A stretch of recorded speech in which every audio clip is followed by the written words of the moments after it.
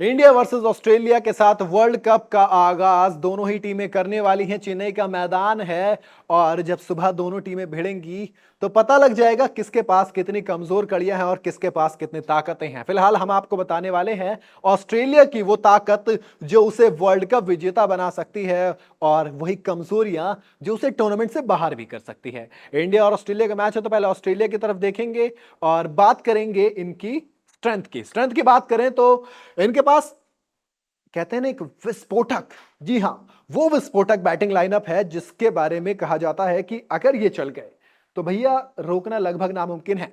आप David Warner, Mitch Marsh, Steve Smith, ये वो टॉप ऑर्डर है। अगर ये फॉर्म में आता है, डेविड वार्नर शानदार फॉर्म में है क्योंकि लगातार सेंचुरीज आती हैं। मिच मार्श आपको एक एक्सप्लोसिव ओपनर के रूप में देखते हैं और तो वहीं स्टीव स्मिथ उस पारी को संभाल कर चलते हैं, रन भी बनाते हैं। आपको याद होगा इंडिया के अगेंस्ट 66 बॉलों में 100, फिर 62 बॉलों में 100, मतलब अपना ही रिकॉर्ड तोड़ रहे थे। लग ही नहीं रहा था कि ये ओडीआई का फॉर्मेट है तो इस तरीके से खेलते हैं।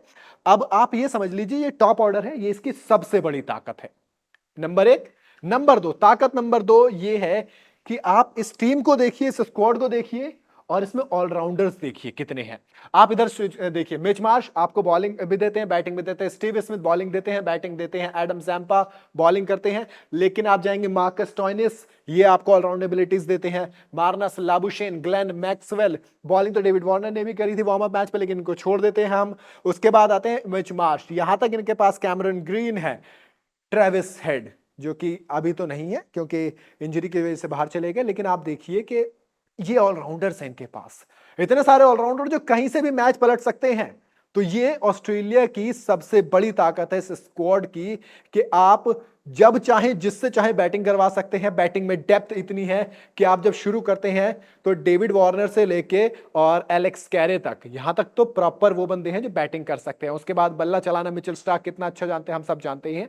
तो प्रॉपर एक बैटिंग वाली टीम है। वहीं बॉलिंग की बात करें तो ऊपर तक चले जाइए, डेविड वार्नर तक ने बॉलिंग कर ली है अब तो वार्म अप मैचेस में, और कैच छूट गया था वरना डेविड वार्नर विकेट भी ले जाते। तो आप समझ सकते हैं ना कि इनकी ताकत ऑलराउंडर्स कितना है। ताकत नंबर 3 है फियर्स बॉलिंग लाइनअप। जी हां, मिचेल स्टार्क, कप्तान पैट कमिंस और Josh Hazlewood, Adam Zampa. Chennai की पिच पे इनका रिकॉर्ड कुछ अलग हो जाता है। आखिरी बार इंडिया को सीरीज इन्होंने ही हराई थी, 4 विकेट झटके थे, 2 एस्टन एगर ने लिए थे। तो आप सोचिए कि ये वो बॉलिंग लाइनअप है जो कि वर्ल्ड कप में सबसे ज्यादा खतरनाक रहने वाला है। जहां बैट्समैन की बात करें, 2015 का जो ओडीआई वर्ल्ड कप ऑस्ट्रेलिया जीते थे, स्टीव स्मिथ ने सबसे ज्यादा रन बनाए थे ऑस्ट्रेलिया की तरफ से, तो मिचेल स्टार्क ने सबसे ज्यादा विकेट लिए थे टूर्नामेंट के अंदर। अब आप समझ सकते हैं ना कि ये कितनी खतरनाक टीम है। Mitchell Starc, Josh Hazlewood ODI ranking में ये ऊपर रहते हैं। उसके बाद आते हैं इनका साथ देने कप्तान पैट कमिंस खुद। पिच कोई भी हो, ये वो बॉलिंग लाइनअप है जिससे लगभग सभी टीमें डर के रहती हैं।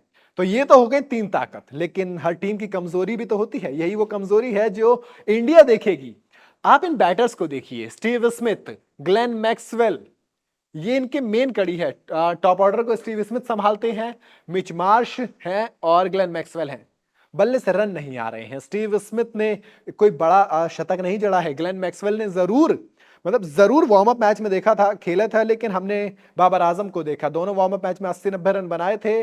लेकिन जब बात इंटरनेशनल मैचेस की आती है, जब बात असली मैचेस की आती है, तो वार्म अप मैच वाला एक्सपीरियंस बिल्कुल अलग हो जाता है, बदल जाता है। तो ऐसे में ग्लेन मैक्सवेल, स्टीव स्मिथ ये कहीं ना कहीं कमजोर कड़ी है। आपने देखा होगा इंडिया के अगेंस्ट जो सीरीज हुई थी उसमें भी स्टीव स्मिथ का बल्ला नहीं चला था, 0 पे भी आउट हुए थे। पहली बॉल पे प्रसिद्ध कृष्णा इनको ले गए थे। तो ये इनकी एक वीकनेस हो गई। दूसरी कमजोरी क्या है, आप जब ऑलराउंडर्स ज्यादा देखते हैं ना टीम में, तो आप कहीं ना कहीं कंफ्यूज हो जाते हैं। एक प्लेइंग 11 निकालना काफी मुश्किल हो जाता है कि आप कौन सी प्लेइंग 11 के साथ जाएंगे। कई बार ऐसा होता है कि आप ज्यादा ऑप्शंस में गलत भी चुन के ले जाते हैं। आप सोचिए, आप कैमरन ग्रीन को खिलाएंगे, आप मार्कस स्टोइनिस को खिलाएंगे, दोनों एक जैसी वो चीजें देते हैं आपको, एबिलिटीज दोनों में एक जैसी हैं। तो ऐसे में सवाल आ जाता है कि इस प्लेइंग 11 को जब आप बनाएंगे तो इसमें कहीं ना कहीं आप खुद फंस जाते हैं जब ज्यादा अच्छी टीम होती है, जो कि इंडिया के साथ भी दिक्कत आती रही है। आप शुभमन गिल बाहर करेंगे, किसको बिठाएंगे, किसको खिलाएंगे, सबसे बड़ी दिक्कत होती है।